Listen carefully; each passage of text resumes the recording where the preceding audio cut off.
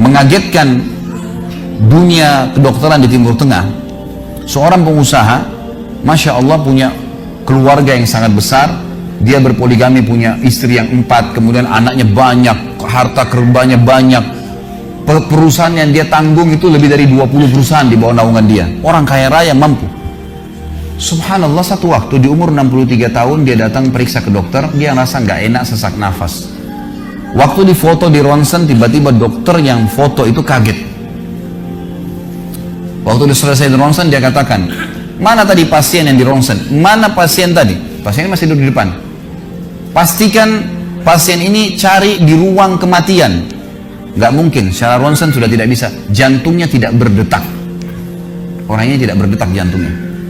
Subhanallah, pada saat dicek ternyata tidak berdetak betul. Ditanya mana, dokter ini tidak percaya. Dia teriak, dia mengatakan ada orang mati baru di ronsen tapi bernafas, gitu kan. Dia panggil telepon teman-teman spesialisnya, kemudian ditelepon datang. Kemudian dikasihlah gambar tersebut kepada temannya mengatakan, mana jenazah ini? Kata temannya, yang dokter yang foto pertama, ini bukan jenazah, ini orangnya lagi duduk. Kaget dokter yang kedua, jantungnya tidak berdetak secara medis, nggak mungkin bisa hidup. Bagaimana ceritanya nih? Dipanggil, apakah ini punya Anda? Dia bilang, iya ini punya saya. Dicek lagi kedua kali, benar. Dua-dua dokter ini tahu secara teoritis, shock. Ini nggak mungkin orang mati nih. Nggak ada ceritanya nih. Dipakai alat USG pun jantungnya tidak berdetak. Kok bisa hidup nih? Bisa ngobrol. Telepon teman-temannya. Sampai dokter-dokter yang asli dari Jazirah Arab pun yang ada di Eropa, dokter spesialis pada datang keesokan harinya cek, nggak percaya kejadian ini. Dicek ternyata benar. Kemudian ditelusurin lah. Kira-kira bagaimana bisa orang ini masih bernafas, masih ngomong?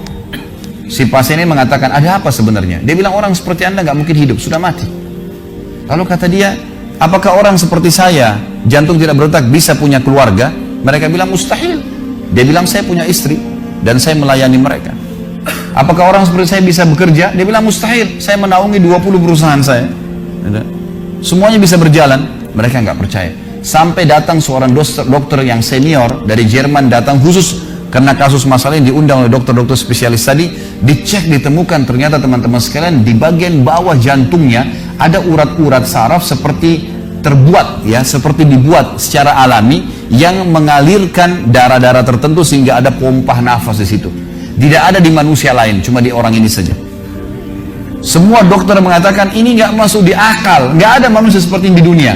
Jantungnya sudah tidak bergerak tapi masih bisa hidup karena dari rongga-rongga urat saraf yang keluar itu bisa masuk udara, oksigen dan terpompa, akhirnya hidup dan hidupnya normal, gitu kan. Subhanallah, ini sesuatu keajaiban. Lalu kemudian ditanggapi oleh seorang syekh yang memang teman dekatnya orang ini, mengatakan, yang saya tahu, ini semuanya disampaikan dalam khutbah Jumat. Lalu dia mengatakan, yang saya tahu orang ini tidak pernah ketinggalan puasa Senin Kamis, tidak pernah ketinggalan puasa Iyamul Bid, semua puasa sunnah dan wajib dijalankan, dan tidak pernah buka puasa sendiri, pasti buka puasain orang lain.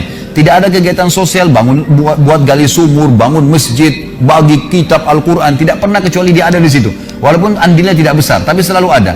Orang tuanya selalu dibaktiin, selalu bersedekah, selalu kalau datang kepada saya diskusi tentang masalahnya orang. Ini ada tetangga saya punya masalah begini, bagaimana jalan keluarnya secara syariat, dan seterusnya. Hidupnya sibuk dengan ibadah kepada Allah Subhanahu Wa Taala. Allah ciptakan urat saraf khusus sehingga bisa terpompa, ya, udara masuk ke jantungnya. Tidak ada operasi. Ini yang dikatakan yaj'al min amri yusra, mudah, aneh, dokter nggak masuk di akalnya. Dan ini banyak orang subhanallah lupa dengan Allah Azza wa Jalla. Subuh besok insya Allah kita akan bahas lebih jauh masalah itu. Mereka tidak tahu kalau kekuatan Allah SWT. Sakit, dokter, dok, bagaimana saya bisa sembuh? Subhanallah.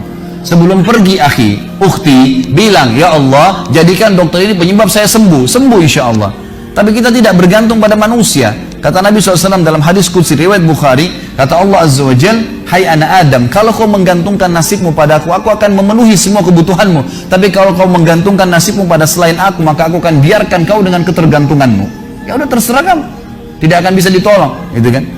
Tapi kalau Allah Azza wa Jalla turun tangan, sudah berbeda ceritanya teman-teman sekalian. أمي كم أهواها أشتاق لمرآها وأحن لألقاها وأقبل يمناها